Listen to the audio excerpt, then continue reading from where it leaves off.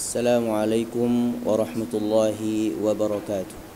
إن الحمد لله نحمده ونستعينه ونستغفره ونعوذ به من شرور أنفسنا وسيئات أعمالنا. من يهده الله فلا مضل له ومن يضلل فلا هادي له. أشهد أن لا إله إلا الله وحده لا شريك له وأشهد أن محمدا عبده ورسوله لا نبي بعده. اللهم صل وسلم وبارك على هذا النبي الأمين عبدك ورسولك محمد وعلى آله وصحبه ومن تبع هداه بإحسان إلى يوم الدين. قال الله تعالى في كتابه الكريم: أعوذ بالله من الشيطان الرجيم. بسم الله الرحمن الرحيم. يا أيها الذين آمنوا اتقوا الله حق تقاته ولا تموتن إلا وأنتم مسلمون. وقال في آية أخرى: يا أيها الناس اتقوا ربكم الذي خلقكم من نفس واحدة وخلق منها زوجها وبث منهما رجالا كثيرا ونساء واتقوا الله الذي تساءلون به والأرحام إن الله كان عليكم رقيبا. أما بعد فأوصيكم ونفسي بتقوى الله faqad fazal muttaqun. Hadirin jamaah Jumat yang dimuliakan Allah Subhanahu wa taala. Ketika khutbah ini merupakan bagian kedua dari seri menggali hikmah atau mukjizat di balik surat Qul A'udzu birabbil falaq. Surat yang pernah kita singgung bahwa surat ini sangat pendek, sangat kita hafal namun luput dari hati kita untuk mentadaburi. Di mana Rasulullah sallallahu alaihi wasallam mengajarkan kepada kita untuk membacanya di setiap usai salat fardu. Bahkan kepada sahabat Uqbah bin Amir radhiyallahu anhu, Rasulullah sallallahu alaihi wasallam, "In istata'ta alla tafutaka faf'al." Wahai Uqbah, kalau sekiranya surat ini bisa kamu baca tanpa pernah luput atau lupa, maka lakukan. Di bagian pertama dari khutbah ini kita mengenal di ayat pertama Qul a'udzu birabbil falaq, yang diterjemahkan katakan aku berlindung kepada Rabb yang menguasai waktu subuh. Namun kata subuh adalah contoh dari falak karena falak bukan bermakna subuh. Lalu setelah Allah Subhanahu wa taala memperkenalkan, menguatkan kepada diri kita Rabb sebagai pencipta, mudabbir, pengatur, pemilik serta pemberi rizki dan seluruh alam semesta ini, Allah Subhanahu wa taala menyebutkan min syarri ma khalaq. Setiap mukmin, setiap manusia dituntun untuk menyadari bahwa alam semesta ini punya pemiliknya yang menguasai.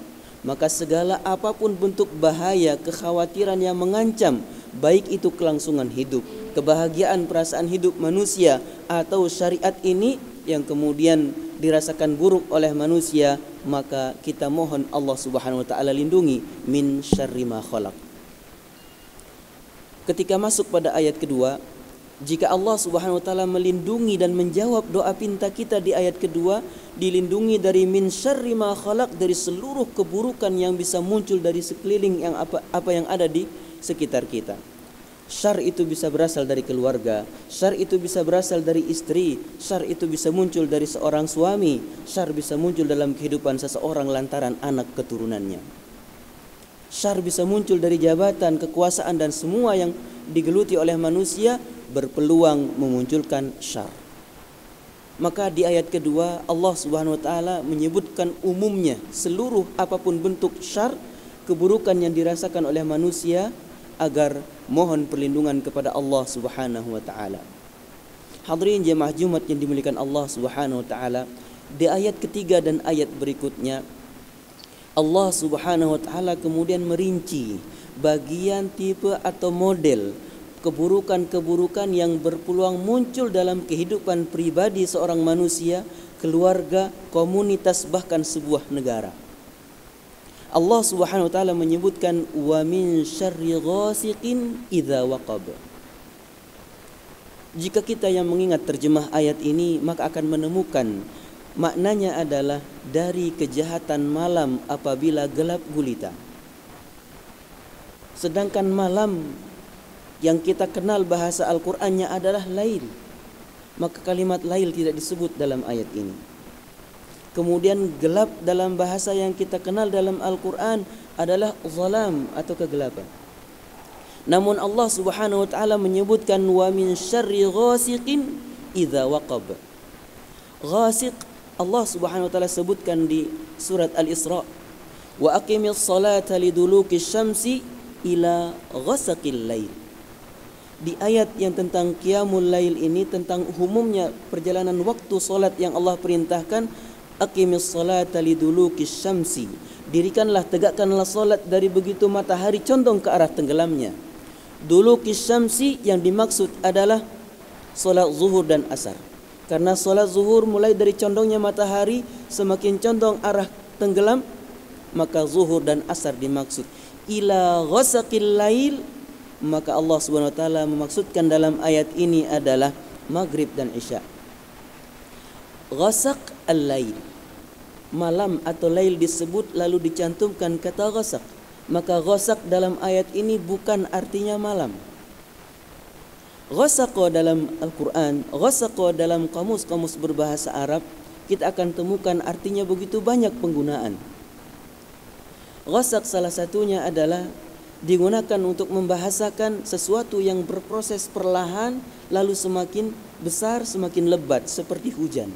Maka ketika hujan rintik lalu semakin lebat hingga begitu lebat sekali, maka proses ini namanya ghasaq. Dalam kitab-kitab tafsir, ghasiqin diterjemahkan oleh para ulama adalah ketika matahari mulai tenggelam, ketika matahari mulai masuk ke arah ufuk yang kemudian gelapnya senja menjelang malam. Maka prosesnya yang kita rasakan di maghrib adalah begitu terdengar azan, redup cahaya yang kita lihat. Semakin masuk waktu maghrib, begitu masuk isya, maka kalau kita mengendarai mobil, begitu kita merasa membutuhkan lampu besar kita nyalakan, maka menandakan kita sudah tidak bisa melihat apa yang ada di depan. Maka proses ghasiq adalah proses perlahan dari terang menuju gelap. Proses inilah yang kemudian bisa terjadi dalam banyak hal. Proses inilah yang bisa terjadi dalam perubahan seseorang yang awalnya taat, berubah menjadi meninggalkan perintah-perintah Allah, lalu sampai mengingkari aturan Allah Subhanahu wa taala. Begitu juga yang akan terjadi pada orang yang mulai mengabaikan salat.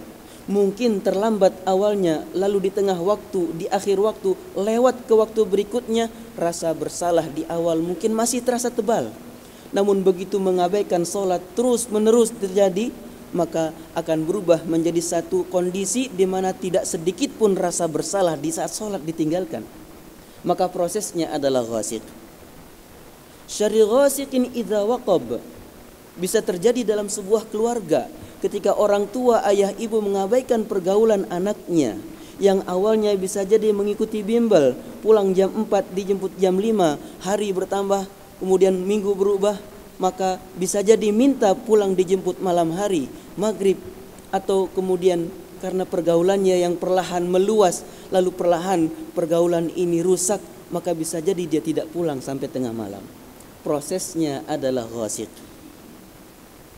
Begitu juga ketika kita misalnya mendengar sebuah berita atau mengabaikan satu keadaan yang kita pandang remeh, perihal perekonomian misalnya. Di saat banyak instrumen perekonomian sebuah negara mulai diabaikan, kemudian dengan kebijakan-kebijakan yang semakin mempersulit masyarakat, maka ketika mentok pada sebuah keadaan hancurnya ekonomi, maka semuanya prosesnya adalah ghasiq. Seperti proses malam menjelang, begitu dia masuk lalu gelap, tidak mampu kita melihat apa yang ada di hadapan kita, maka disinilah kata waqab. Syarri ghasiqin idza waqab. Kalau pada hari ini satu berita hoax misalnya disebar oleh satu orang, kemudian ditambah 10 orang, prosesnya sampai kemudian menjadi opini yang diyakini kebenarannya, maka proses tersebarnya hoax juga adalah ghasiq. Bisa menimbulkan syar. Yang awalnya kita tenang, Berita itu kemudian membuat kita semakin panik, begitu tertutup akal sehat kita, maka ini yang disebut waqab. Min syarri ghasiqin idza waqab. Allah Subhanahu wa taala menggunakan waqab di kalimat ini oleh para ulama tafsir diterjemahkan sebagai kalimat dukhul, masuk. Maka dalam penjelasan para ahli ilmu, masuk dari sebuah ruangan yang awalnya terang, ketika kita masuk, contohnya terowongan, semakin gelap ke dalam, semakin gelap ke dalam, semakin gelap ke dalam, begitu kita sampai pada ujung gelap lalu membalikkan pandangan kita ke arah masuk, kita tidak menemukan dari mana kita datang. Maka ini yang dimaksud dengan waqab. Ghasiknya sebuah rumah tangga adalah awal kecurigaan istri kepada suami atau sebaliknya. Berlanjut dengan rusaknya komunikasi, lalu kemudian berlanjut kepada hal-hal yang lain yang sampai ujungnya adalah waqab perceraian. Kalau sebuah perusahaan kelalaian beberapa karyawan diabaikan kemudian sampai perusahaan ini terancam lalu pailit, maka ini adalah waqab. Syarri ghasiqin idza waqab, kalimat yang begitu luas dan bisa terjadi dalam diri kita semua. Syarri ghasiqin idza waqab. Allah Subhanahu wa taala menjadikan kalimat ini untuk mengajak kita berlindung bahwa keburukan yang bisa terjadi dalam setiap kita awalnya adalah ghasiq. Yang kita mohon kepada Allah Subhanahu wa taala, begitu awal gejala keburukan ini muncul, Allah Subhanahu wa taala melindungi kita.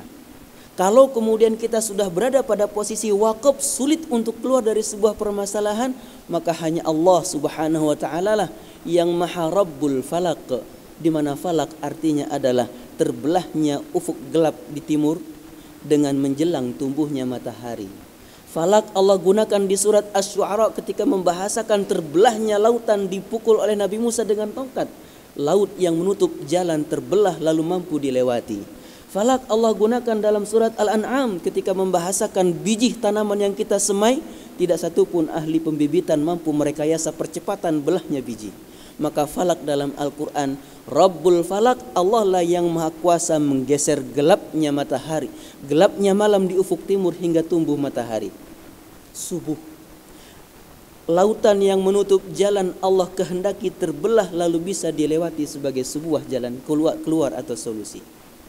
Biji tanaman di surat Al-An'am Allah sebut terbelah lalu tumbuh tunas. Ketika Allah Subhanahu wa taala menyebutkan Rabbul Falak, Allah menginginkan kita yakin hanya Allah lah yang maha kuasa untuk membuat kita keluar dari segala sesuatu yang menutup dengan proses ghasiq idza waqab. Hadirin jamaah Jumat yang dimuliakan Allah Subhanahu wa taala, kekhawatiran, kecemasan dengan apa yang Allah ujikan kepada kita sekitar 4 bulan terakhir. Mudah-mudahan di saat kita mengalami sebuah kondisi sulit, kalimat-kalimat dalam ayat ini mampu menghadirkan ketawakalan, lalu kita kembali tunduk kepada Allah Subhanahu wa taala, penuh raja, harap kepada rahmat Allah Subhanahu wa taala. Qul a'udzu birabbil falaq min syarri ma khalaq wa min syarri ghasiqin idza waqab. Aqulu qouli hadza fastaghfirullaha li wa lakum wa lisairil mu'minina min kulli dhanb istaghfiruh innahu huwal ghafurur rahim. Innal hamdalillah nahmaduhu wa nasta'inuhu wa nastaghfiruhu wa na'udzu bihi min shururi anfusina wa sayyiati a'malina. Man yahdihillahu fala mudilla lahu. Asyhadu an la ilaha illallah wa asyhadu anna Muhammadan 'abduhu wa rasuluhu la nabiyya ba'dah. Allahumma shalli wa sallim wa barik ala nabiyyina Muhammad wa ala alihi wa sahbihi ajma'in. Amma ba'd. Fa usikum saniyatan bi taqwallah faqad fazal muttaqun. Hadirin jamaah Jumat yang dimuliakan Allah Subhanahu wa taala. Pada hakikatnya kalimat syar yang Allah hadirkan, yang kita terjemahkan sebagai sebuah keburukan, maka baik dan buruk menurut manusia bisa relatif. Namun syar yang dimaksud oleh Allah Subhanahu wa taala memiliki dua sisi. Yang pertama, secara fisik ataupun non fisik yang dirasakan mengancam atau mengganggu manusia.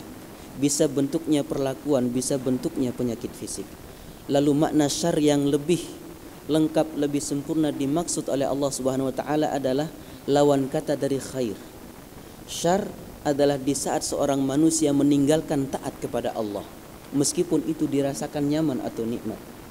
Maka segala sesuatu yang mengakibatkan seorang manusia jauh lalu keluar dari aturan Allah, maka ini adalah syarr. Jika corona ini menghadirkan pesimis dalam hati kita, jika wabah ini menghadirkan kita menyalahkan takdir, maka dia telah menyisakan satu keburukan. Syarri hasidin. Syarr dalam kalimat ini yang kita mohon adalah agar kita diberikan perlindungan Allah Subhanahu wa taala. Apapun ujian, cobaan yang kita alami, kita tetap istiqamah. Karena salah satu makna syarr adalah jauhnya kita atau kita meninggalkan aturan-aturan Allah Subhanahu wa taala. Hadirin jemaah Jumat yang dimuliakan Allah Subhanahu wa taala, menjadi ibadah, menjadi satu ketaatan ketika kita menyadari ajaran Islam yang mulia ini sampai kepada kita dari Rasulullah sallallahu alaihi wasallam, maka menjadi kewajiban untuk kita adalah bersalawat sampai Allah Subhanahu wa taala menyebutkan dalam Al-Qur'an, innallaha wa malaikatahu yusalluna 'alan nabi ya ayyuhalladzina amanu sallu 'alaihi wa sallimu taslima. Allahumma salli 'ala nabiyyina Muhammad wa 'ala ali Muhammad kama sallaita 'ala Ibrahim wa 'ala ali Ibrahim innaka Hamidum Majid. Allahumma barik 'ala Muhammad wa 'ala ali Muhammad kama barakta 'ala Ibrahim wa 'ala ali Ibrahim innaka Hamidum Majid. Allahumma ighfir lana wa lil muslimin. Allahumma ighfir lil mu'minina min kulli dhanb al-ahya'i minhum wal amwat. اللهم أعز الإسلام والمسلمين وأهلك الكفرة أعداءك أعداء الدين. اللهم رد كيد أعداء الإسلام. اللهم أعنا على طاعتك. اللهم لا تسلط علينا بذنوبك من لا يخافك ولا يرحمنا ولا تسلط علينا من لا يخافك ولا يرحمنا ويعتدوا علينا يا الله يا رب العالمين. اللهم أعنا على ذكرك وشكرك وحسن عبادتك. اللهم ادفع عنا البلاء والوباء والزنا والزلازل والمحن. لا حول ولا قوة لنا إلا بك يا قوي يا عزيز. اللهم اهدنا إلى صراطك المستقيم صراط الذين أنعمت عليهم غير المغضوب عليهم ولا الضالين. سبحان ربك رب العزة عما يصفون وسلام على المرسلين والحمد لله رب العالمين. أقم الصلاة.